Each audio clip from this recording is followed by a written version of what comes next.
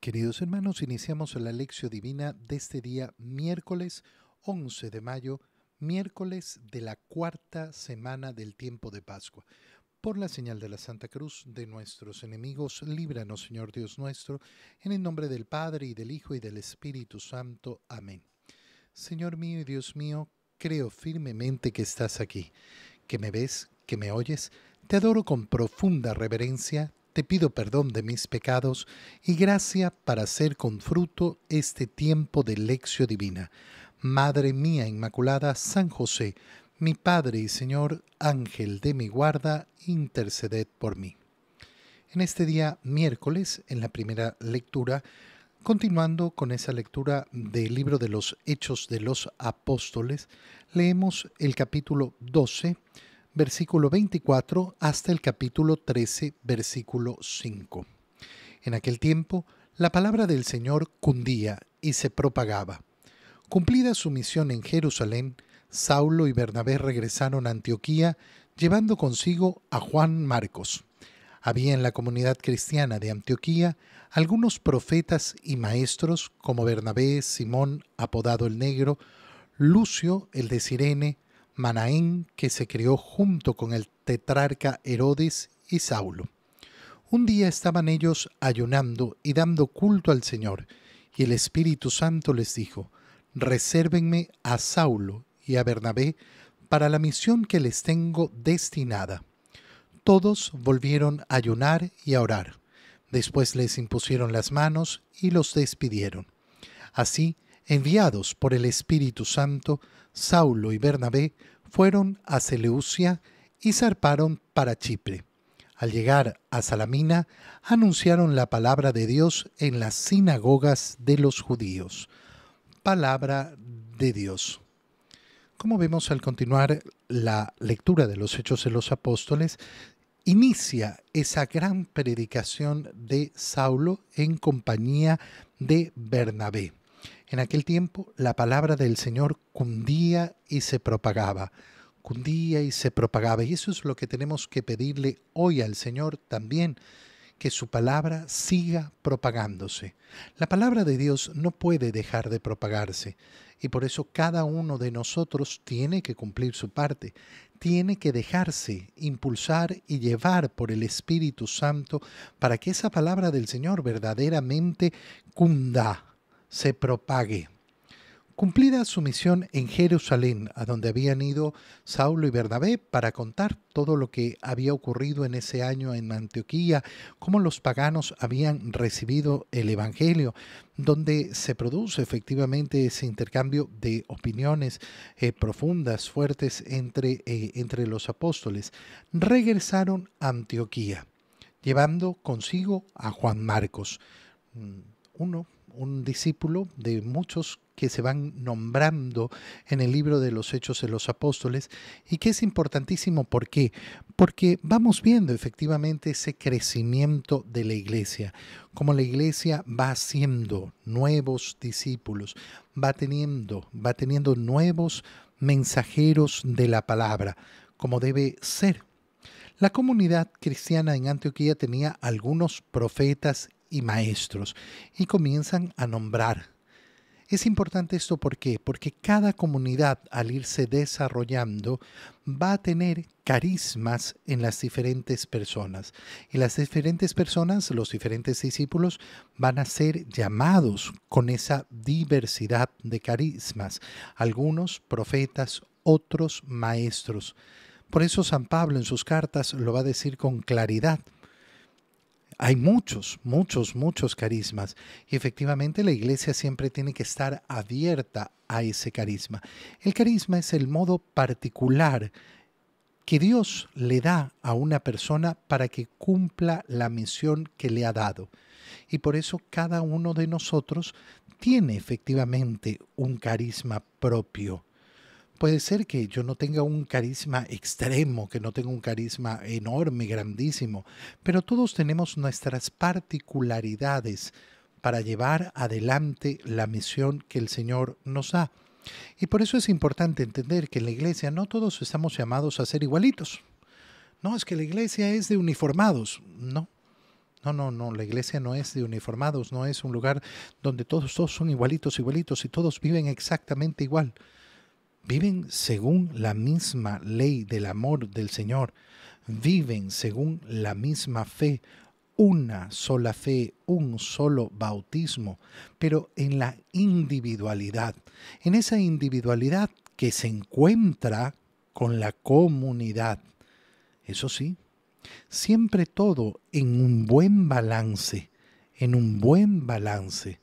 Cuando el individualismo oprime a la comunidad, entonces tenemos algo muy malo. Cuando la comunidad opaca al individuo, entonces también tenemos algo muy malo. Un día estaban ellos ayunando y dando culto al Señor. Esta es una frase muy importante y muy bonita, porque ¿cómo va viviendo esa comunidad cristiana? En oración.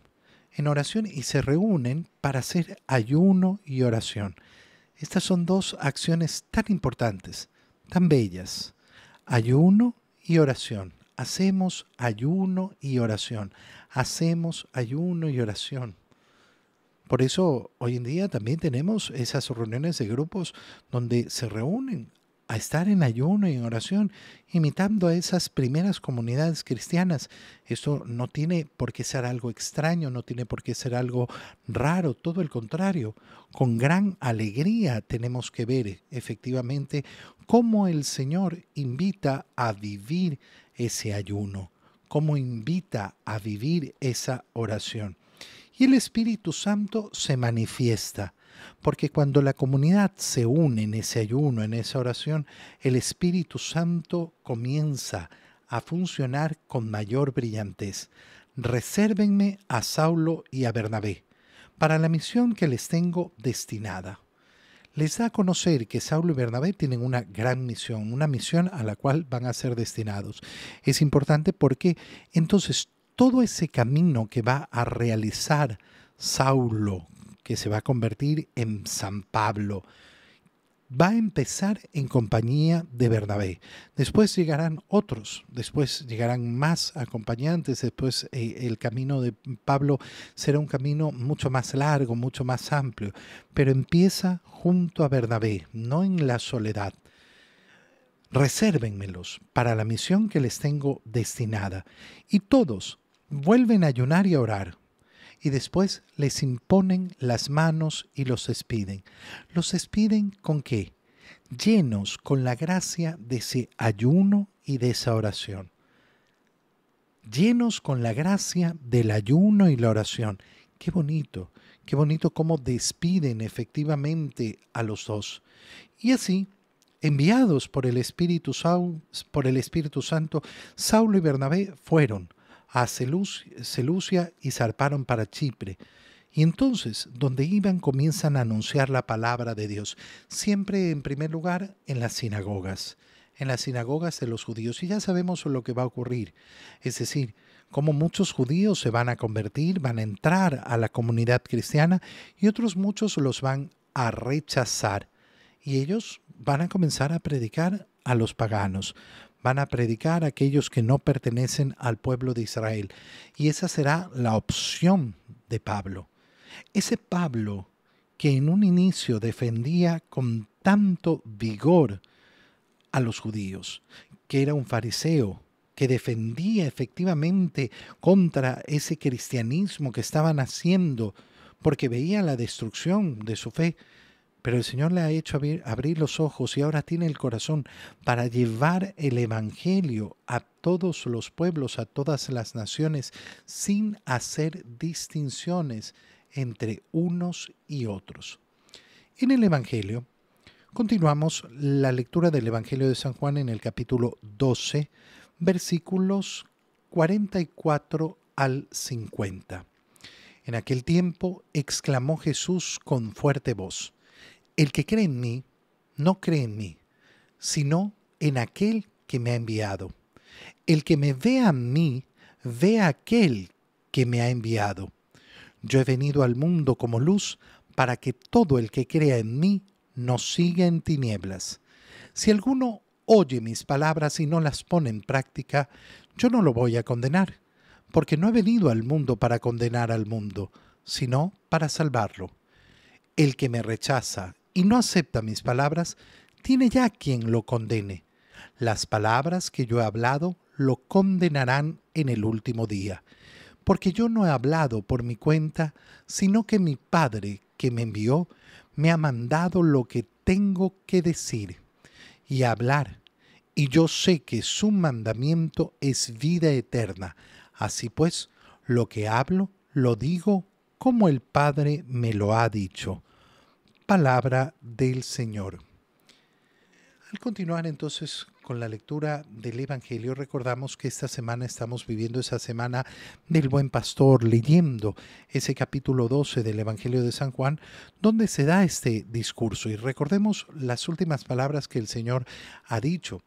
Yo soy efectivamente ese buen pastor, y mis ovejas escuchan mi voz, y yo las conozco, y ellas me siguen, y nadie las puede arrebatar de mí.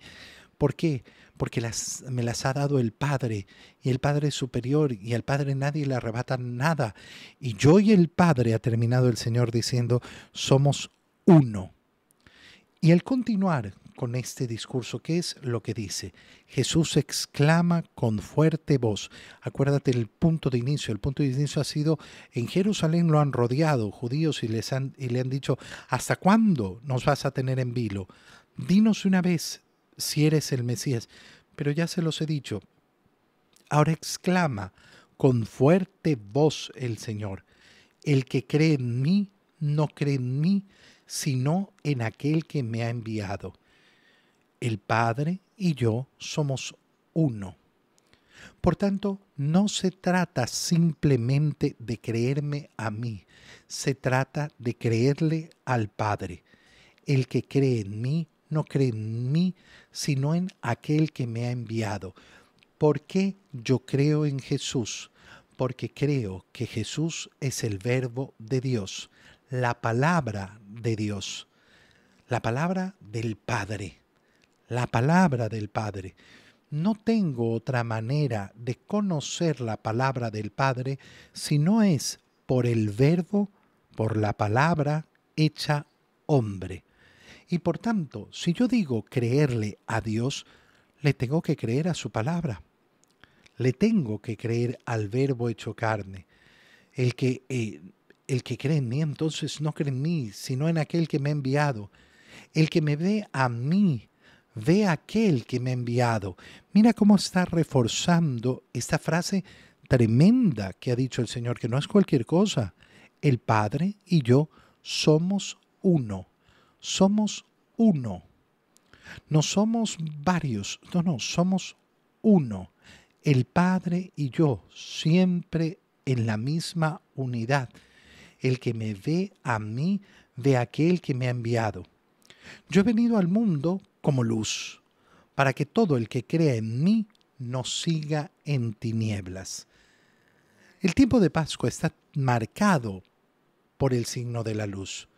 Por eso esa celebración de la resurrección del Señor en la vigilia pascual ha iniciado con la bendición del cirio pascual, el encendido de ese cirio a partir de ese fuego nuevo que hemos realizado. Y se ha iluminado toda la iglesia encendiendo las velas que nos han recordado cómo nosotros fuimos bautizados y el día de nuestro bautismo como signo de esa pertenencia a la luz de Cristo se encendió una vela. Y nuestros padres, en el caso de que nosotros hayamos sido pequeños cuando nos bautizaron, bebés, prometieron hacer lo posible para que esa luz siga resplandeciendo. Cuando yo he asumido ese compromiso en la primera comunión, en la confirmación, he prometido yo hacer que esa luz continúe brillando, defender la luz que se me ha dado, la luz de Cristo en mí. Yo he venido al mundo como luz. ¿Para qué? Para sacarnos de las tinieblas. ¿Cuáles son las tinieblas? Las tinieblas son, en primer lugar, las apariencias. Las apariencias de este mundo son una gran tiniebla. Lo que parece importante, lo que parece profundo, lo que parece verdadero, pero no lo es. Es una falsedad. La felicidad que ofrece este mundo, la dicha que ofrece este mundo, pero que no es más que una apariencia. La riqueza que parece un gran bienestar, pero no lo es. Vivir en las tinieblas significa, en primer lugar, vivir en la apariencia. En segundo lugar, en el pecado. El pecado es la tiniebla. Aquel que vive en el pecado vive efectivamente en la profunda tiniebla que no deja entrar a la luz de Cristo. No deja que esa luz de Cristo resplandezca verdadera y profundamente. Quien vive en el pecado, además, vive en inconsciencia. Y la inconsciencia es la peor tiniebla del alma. No ser conscientes de las realidades tan elementales. La realidad más elemental, la gran novedad. En este mundo no me quedo. Nadie me garantiza estar ni un minuto en este mundo. Me voy a ir. ¿A dónde estoy caminando entonces? Si yo no he entendido que en este mundo estoy de peregrino, bueno, entonces estoy tratando de hacer morada donde no me voy a quedar. En vez de poner el corazón en ese destino final que debe tener mi alma y que no es otro que el cielo, esa visión beatífica de Dios, es estar con Dios y ver a Dios. Esa es la gran luz que nos saca de las tinieblas, que nos saca completamente de las tinieblas. La luz es la palabra, la tiniebla es el desconocimiento de la palabra. Tener conocimiento de las palabras del mundo, de los dichos del mundo, de las opiniones del mundo, pero no tener confianza en la palabra de Dios. Si alguno oye mis palabras y no las pone en práctica, yo no lo voy a condenar. Yo no lo voy a condenar. No soy yo el encargado de condenarnos, dice el Señor. No porque el Señor no condena, sino porque la condena está en nuestras manos. Para decirlo de otro modo que sea tal vez un poquito más claro para entenderlo, no es Cristo el que nos condena, soy yo el que me condeno. Es mi decisión. Es mi decisión creer en la palabra del Señor. Es mi decisión ser iluminado por Él o quedarme en las tinieblas, no creer en sus palabras. Yo no lo voy a condenar porque no he venido al mundo para condenar al mundo. Yo he venido a salvar. La acción del Señor es una acción positiva. Yo he venido a salvar. Ay, entonces nadie se va a condenar. No, eso no está diciendo el Señor. Cuidado. Cuidado porque entras inmediatamente en las tinieblas, donde viven muchos. Yo no creo que nadie se condena, yo no creo que nadie se condena. ¡Qué tiniebla más profunda por no escuchar con atención la palabra del Señor! El que me rechaza y no acepta mis palabras, ¿tiene ya quien lo condene? Mis propias palabras. Las palabras que yo he hablado lo condenarán en el último día. ¿Por qué? Porque les he dado a conocer la luz, porque les he dado a conocer el camino. Y cada uno de ustedes tendrá que elegir. Por tanto, yo elijo el camino a la vida o el camino a la condenación. No es que no hay condena. Pero el Señor no ha venido para condenarnos. El Señor ha venido para salvarnos.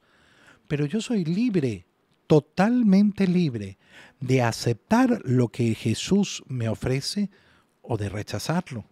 Y tú y yo, ¿qué tenemos que hacer? Pedirle al Señor, Señor, hazme aceptarlo. Hazme aceptar lo que tú me das.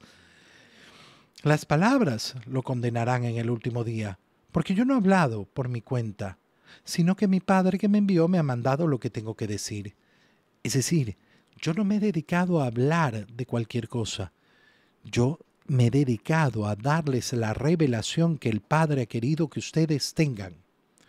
Lo necesario para su salvación está en mis palabras. Estas son las palabras que el Padre les ha querido decir. Y yo sé que su mandamiento es vida eterna. Su mandamiento es vida eterna. Su mandamiento es vida verdadera y no una vida de un ratito, eterna. Y por tanto, lo que hablo lo digo como el Padre me lo ha dicho. Quien escucha a Jesús, escucha al Padre. El Padre y yo somos uno. Te doy gracias, Dios mío, por los buenos propósitos, afectos e inspiraciones que me has comunicado en este tiempo de lección divina. Te pido ayuda para ponerlos por obra. Madre mía Inmaculada, San José, mi Padre y Señor, Ángel de mi guarda, interceded por mí. María, Madre de la Iglesia, ruega por nosotros. Queridos hermanos, que tengan todos un muy feliz día.